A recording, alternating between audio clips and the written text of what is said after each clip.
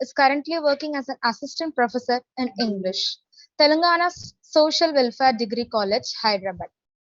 She had her higher education at English and Foreign Languages Universities, Hyderabad. Also, she has her advanced diploma in Spanish. She has participated and won many awards in poetry competitions like Bingwa National Poetry Contest, AIFEST International Poetry Competition, Delhi Slam Poetry Contest. She holds various scholarships and fellowships, also cleared both national eligibility tests and Andhra Pradesh state eligibility tests. She has written and published many poems. Few notable works of her are Shattered Pieces of Glasses, published in Writers Asylum, Color Chalk was published in Indus Women's Writing, Flawed was published in Vision Through Words, A Gold Renaissance was published in an anthology of poetry. Also, Dr. A.R. Jyothi Priya, intended as a spoken English teacher for underprivileged children at Vatsalya Sindhu while volunteering for Youth for Seva, which is an NGO. She has presented in more number of national and international conferences. She has published in more than 5 international journals. She has acquired membership credentials in national level forums and as an editor for Aesthetic Journal for International Literary Enterprises, Agile. She has also delivered many live TV programs on Doordarshan, Yadagiri, and TSAT Media. We are congenial to Dr. A.R. Jyothi Priya for accepting our invitation and making her presence today with us. I now invite you, ma'am, to deliver your plenary talk. The forum is yours, ma'am. Well, thank you for that elongated introduction. Am I audible and visible? Yes, ma'am. Thank you so much. And I'm happy to deliver my talk today on the silent and the articulate perspectives in communication and technology. So what do I mean by the silent and the articulate? And who or what are these silent and articulate elements? And let me ask you, what is something that language cannot do without? What is something that eases your mind when you want it the most, or when you get it, but in the opposite, it frustrates you when somebody doesn't give it back to you, or when you need it, you do not get it at the right point of time? Well, the answer is silence. In 1963, Paul Simon sang The Sounds of Silence, which is a West African proverb, which meant that silence is speech. Now, we can safely say that silence can exist without communication, but communication cannot exist without silence. Because if I were to ask you a question and tell me if you agree with it or not, some of you might say, yes, we agree. But there will be always some people who may not respond at all. So this may be their way of conveying their disagreement with what I said. Therefore, silence is silence and articulation are both sides of the same coin of communication theory, which posits that both have constructive as well as destructive connotations depending on the context. And on that note, I would like to divide my session into different segments. In the first segment, I would like to see how culture has influenced language, because we know that language is a part of culture as much as it is a part of communication. And then I will be looking at how literature handles the silent and the articulate in terms of the marginalized versus the prosecutor. And then slowly I would try to talk about a little bit about art, how art functions, how art tries to express the voices of so many individuals, so many artists. And finally, I would like to wind up my session with by talking about how communication has transformed technology and vice versa, and the way ahead. So to begin with, when we talk about culture and the culture of silence, there are various interesting things that are happening around us. I would like to introduce you to a concept which many of you might be aware in terms of sociology and political science subjects, to the concept of the spiral of silence theory. I repeat once again, the spiral of silence theory, which was proposed by Elizabeth Noel Newman, who was a German political scientist. And when she proposed this concept to the global audience, it became a hit.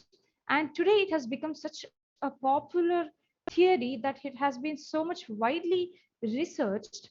And especially in communicative psychology, it has changed the mindsets and the intellectual thought processes of various thinkers. So, what is this spiral of silence? We often find ourselves involved in this process. So, basically, what the spiral of silence tries to question is, when we walk back into history, when we take uh, the events that have happened in history, so we try to ask questions like, why did the Germans remain complicit in mass murder? Or why did the US, who were against the US military in Persian Gulf War, change their mindsets? Of course, we are not going into the politics of the matter, but what we are trying to see is, why are generations of people silent?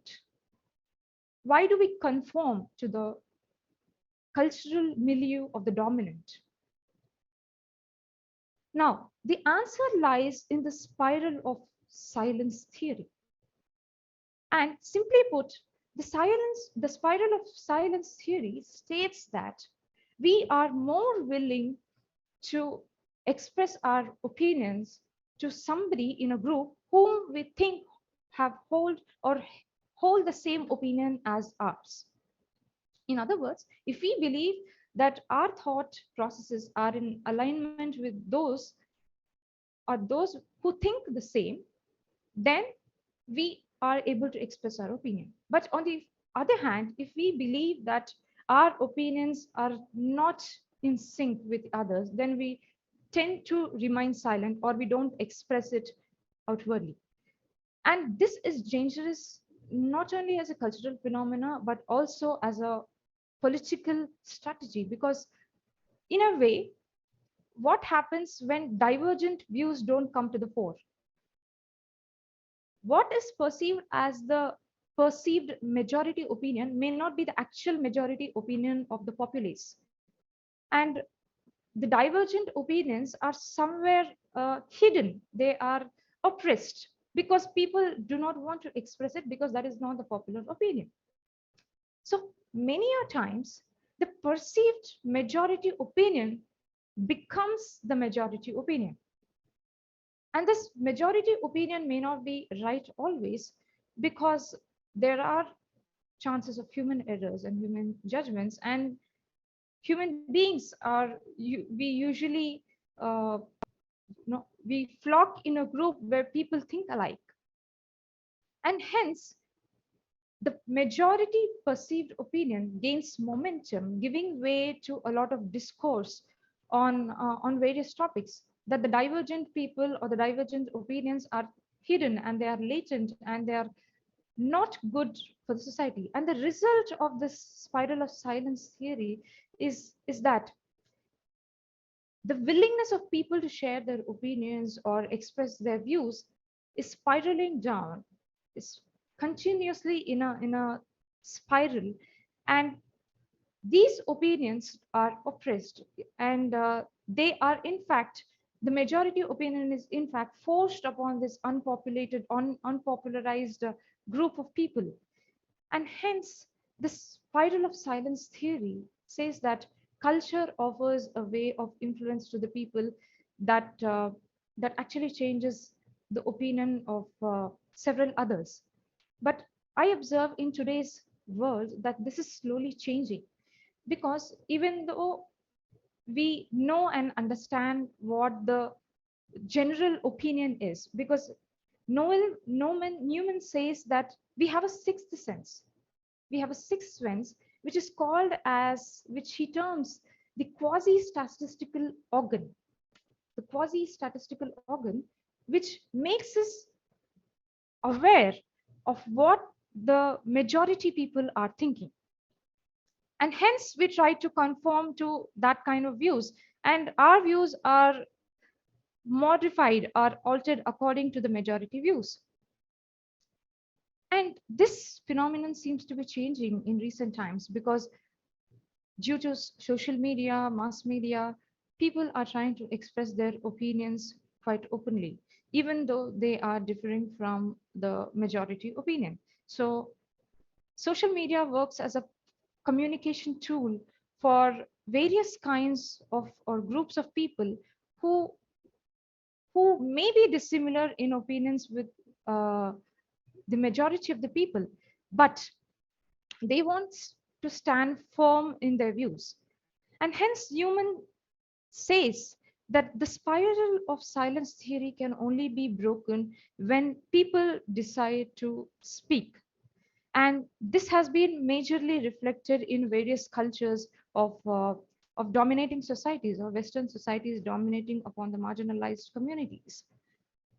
So the spiral of silence theory can be broken only when people decide to protest in not in silence, not physically, but they start to speak, they start to communicate with the outside world. Now, having said that, there are different ways in which different cultures look at silence, because we notice a lot of differences in behavior when it comes to silence, because silence is a concept in various cultures. Because if you see in Asian as well as American cultures, they react completely differently to silence. In Asian cultures, for example, we take a second or minute or two to say something. When we want to say something, we want to take some pause.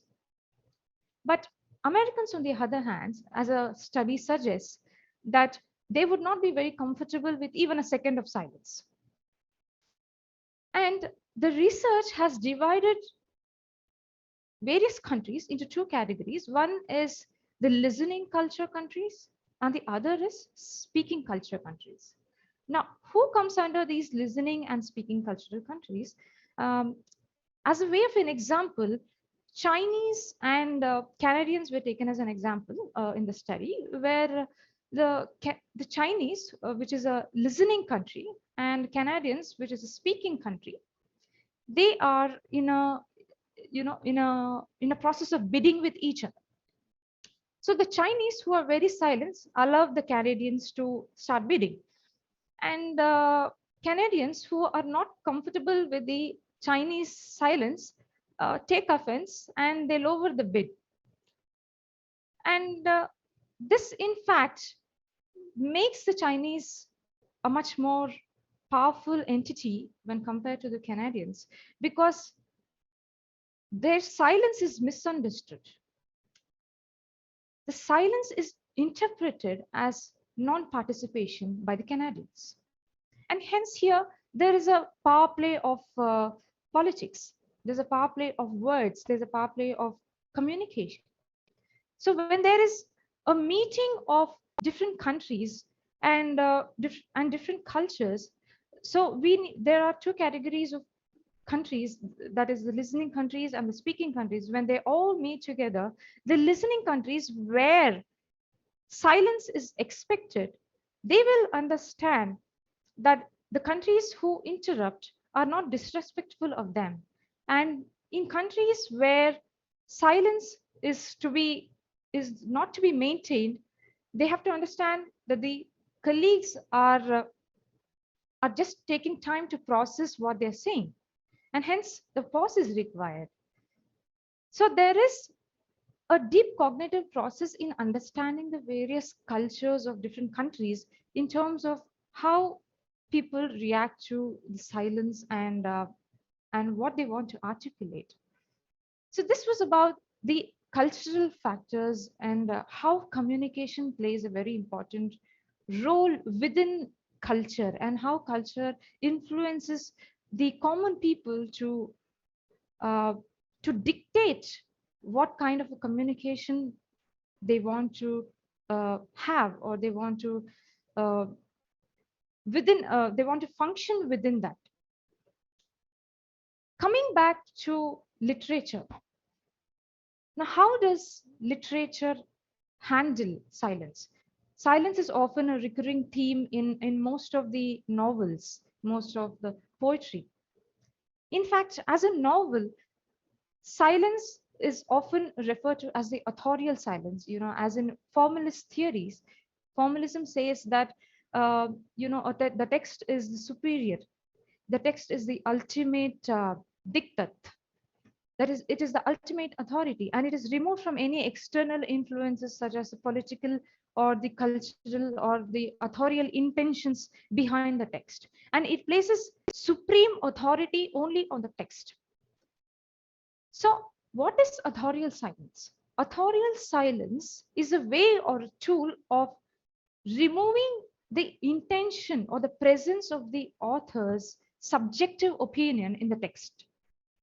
Now we can see in James Coetzee's Four, for example, or for that matter in Conrad's novels, we see that James Coetzee explains in an epistolatory manner the ways in which meaning is conveyed. Like the characters are speaking in a way that is completely removed from the subjective experience or the subjective opinion of the author.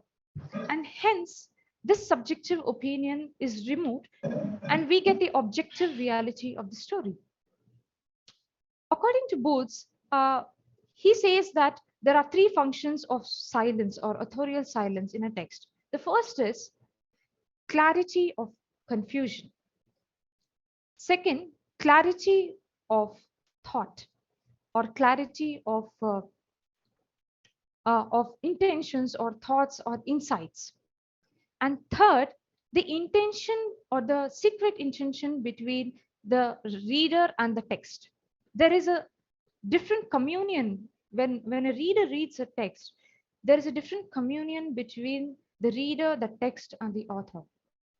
And the authors tries their best. The authors do try their best to hide their subjective experiences and present or posit an objective reality to the readers.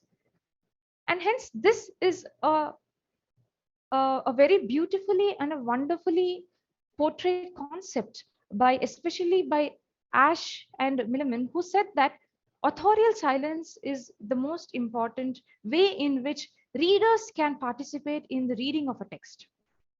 So when you read a text, when you read a novel or a story, you want to be involved as a reader.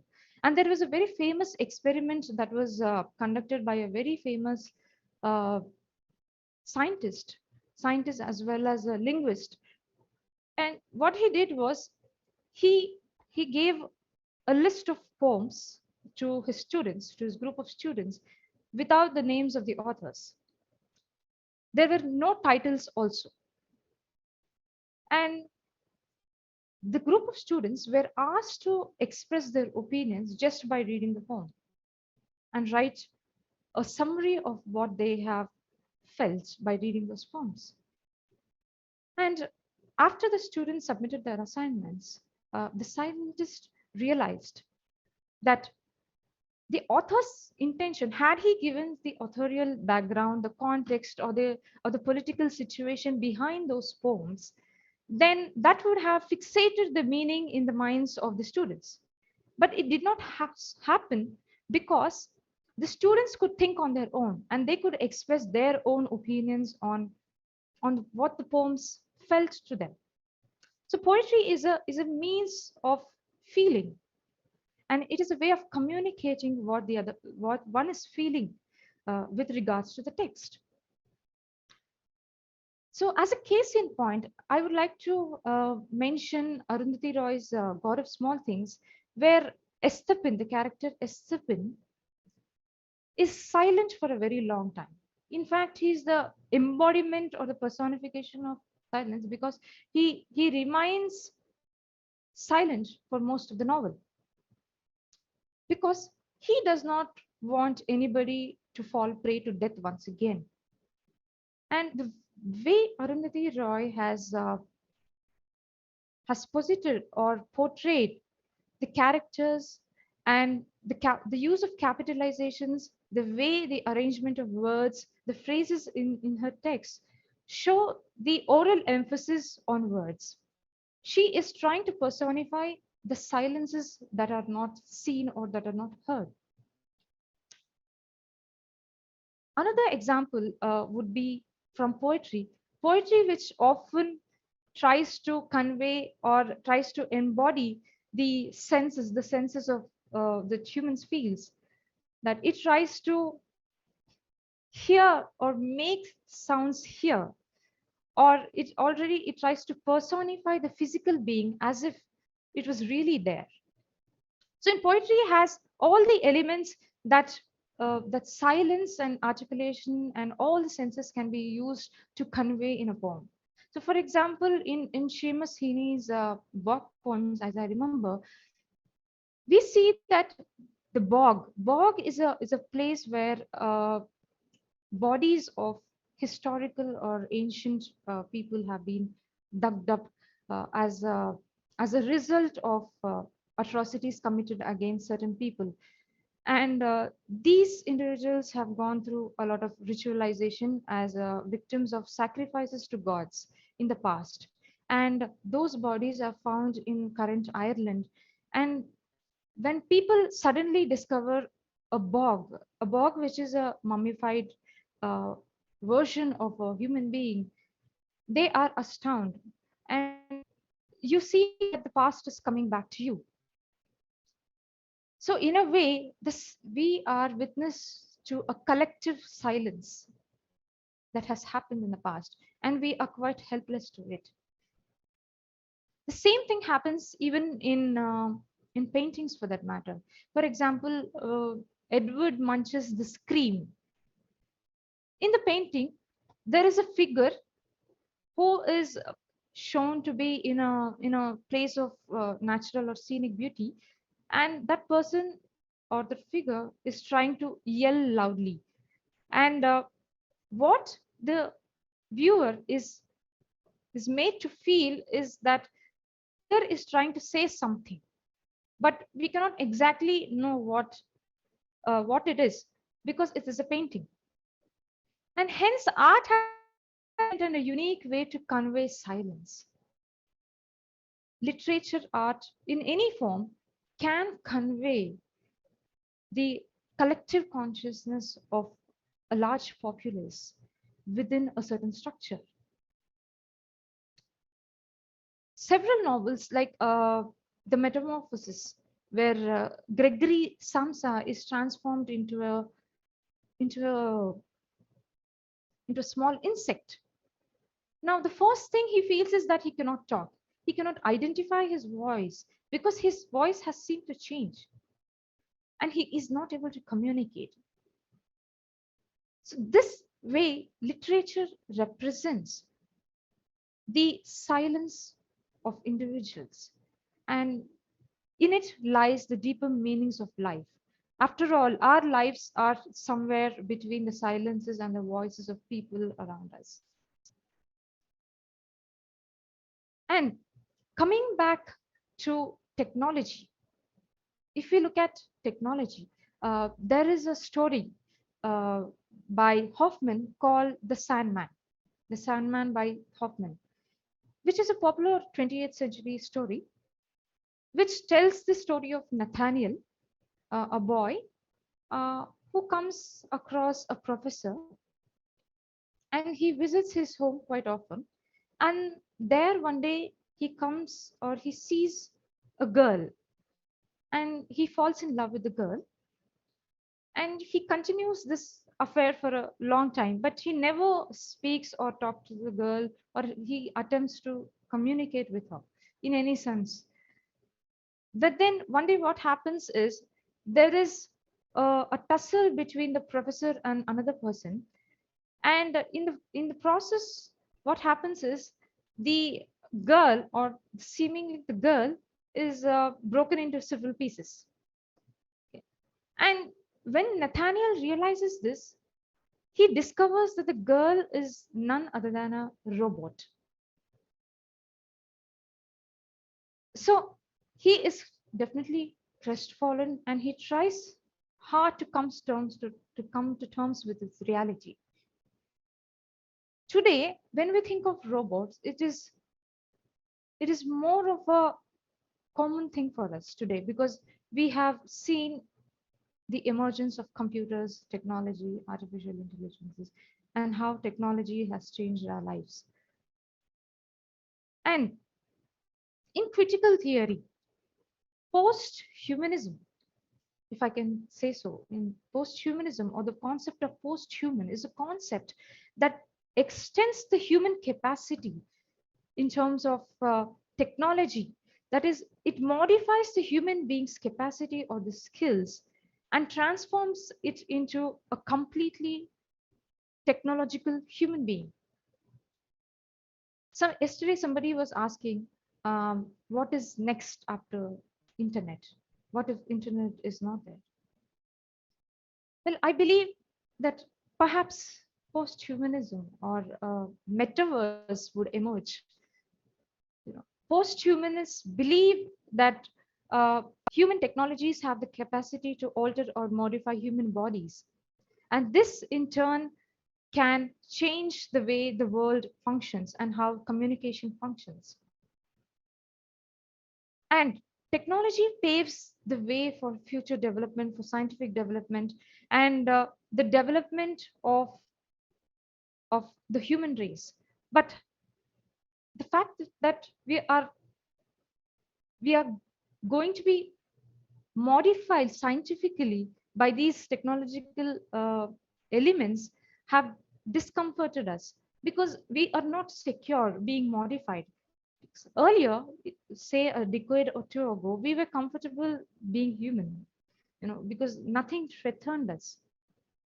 But now that technology has arrived and post-humanism is on the way to advancement, and metaverse is just a few decades ahead. So we can expect that human beings are going to undergo a lot of change in terms of the way they are going to communicate. Because in a world of the metaverse, what is going to happen is there's going to be a code.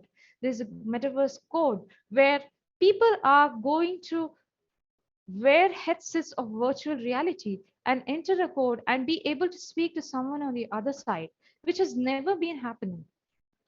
So this physical reality or the physical barrier is completely removed in the post-human or the metaphysical or metaverse uh, technology. So here technology becomes the medium of communication, as somebody said, that medium is the message. So this instrument called the computer or the technology is the way message is communicated. Who knows that tomorrow we would be able to communicate quite easily. Maybe I can be at SRM, or you could physically meet irrespective of what is between. So therefore we see that there is a constant, the human being is in constant flux. The silence and the articulate are dualities, like they are the binary oppositions which function in a society of which is in constant flux, which is constantly changing. In terms of literature, or in terms of art, or in terms of technology, or for that matter language, communications offers a way of going forward in terms of being constructive or either destructive. After all, communication is constructive when we take it forward and when we try to understand the other person. But it is destructive when we do not want to say anything, when we are silent. But silence is also a form of communication. But the right balance of silence and articulation is necessary to be able to understand and comprehend the world, especially in human relationships. Silence becomes a barrier oftentimes. The silent treatment that many people give also has a lot of effect on psychological as well as cognitive issues. And isolation, or the fear of being isolated, is also a result of that. So communication can be used or misused in today's generation, because technology has changed not just the cognitive process and the communicative process and how individuals interact with one another, but it has also changed the way human beings uh, associate with one another.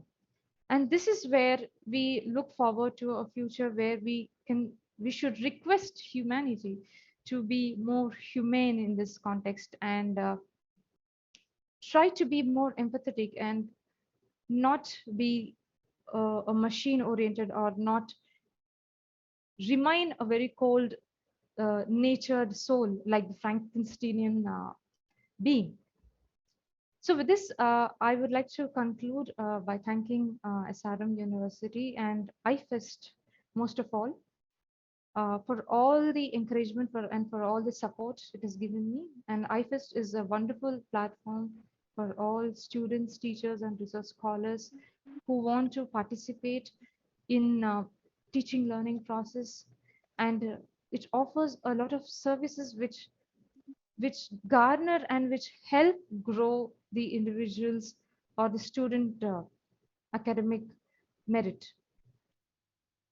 So thank you very much for your patient hearing. Thank you so much, ma'am, for your informative speech. Dear participants, if you have any questions, please post in the chat box. Otherwise, you shall unmute yourself and ask ma'am.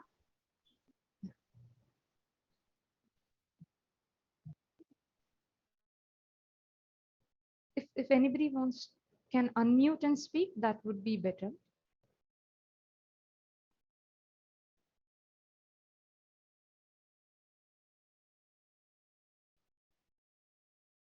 Good morning, ma'am. Can I ask you one question? Yeah, sure. Ma'am, silence is a huge canopy, and so many things can come under it, into it, outside it. So the way you have explained it, it was brilliant. But what I feel that, don't you think sometimes remaining silent, it can be the first phase of starting any kind of rebellion, or it can also be the opposite. A person who is silent for a longer time can also go towards self-destruction. So how do you access this situation, or what is your opinion on this regard? Thank you, ma'am. Right. You said that silence precedes communication. No, especially in the form of protest. Silence can often be considered to be non-violent way of communication. But the thing is, to what extent can one be silent? How much silence can be endured? So what is your breaking point? So depending on that, you should try to decide when you want to speak and when you want to rebel, as you use the word. If you want to rebel, then you need to speak up.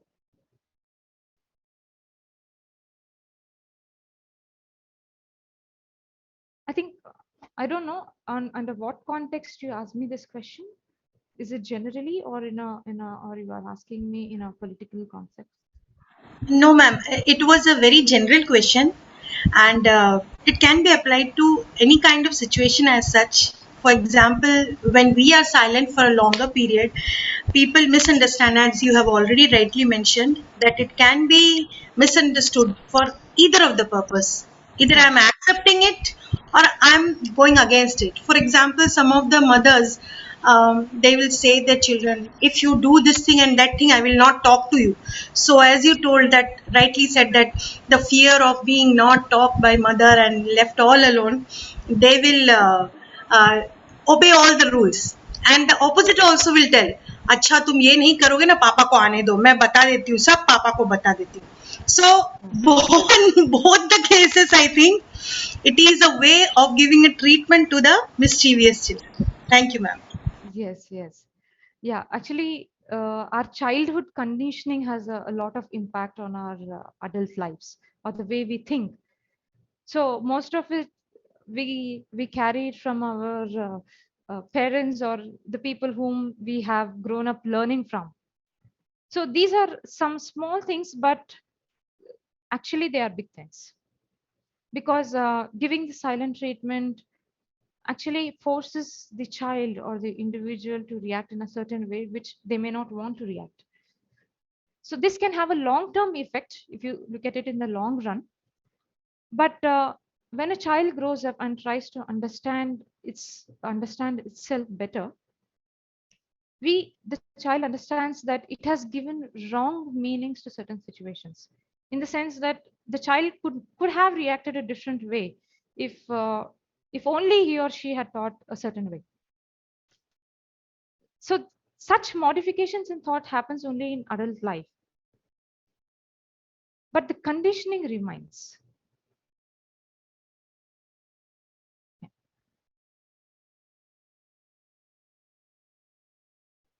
Thank you, ma'am.